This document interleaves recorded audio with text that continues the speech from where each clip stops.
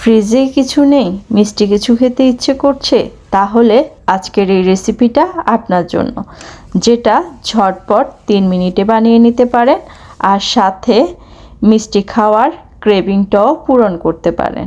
এখানে আমি একটা কাপে নিয়ে নিচ্ছি প্রথমে 1.5 টেবিল চামচ ওটমিল, তার সাথে নিয়ে নিচ্ছি হাফ কাপ দুধ, 1 টেবিল চামচ মধু, আমি এখানে আরও অ্যাড করেছি 1 টেবিল চামচ ওটমিল।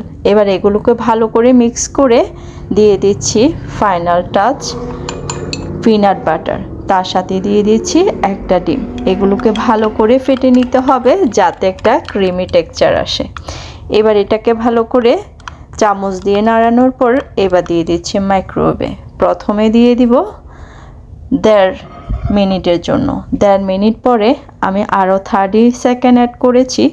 মোট 2 মিনিট মাইক্রোওয়েভে দিয়ে দিলে কিন্তু খুব সুন্দর একটা টেক্সচার পাবেন আপনি। দেখুন এখন ওটমিলটা তৈরি হয়ে গিয়েছে। এই পুডিং ওটমিলটা খেতে অনেক বেশি মজা, আর সাথে উপর দিয়ে একটু আমি মধু দিয়ে দিচ্ছি। আপনারা চাইলে মধুর পরিবর্তে কিন্তু ক্যান্ডিও অ্যাড করতে পারেন। এখন দেখুন টেক্সচারটা কিন্তু অনেক বেশি সুন্দর লাগছে আর খেতেও কিন্তু ভীষণ মজা হয়েছে।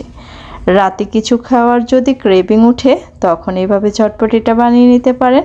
আর হেলদি খেতে চাইলে অবশ্যই সকালের নাস্তা এটা রাখতে পারেন।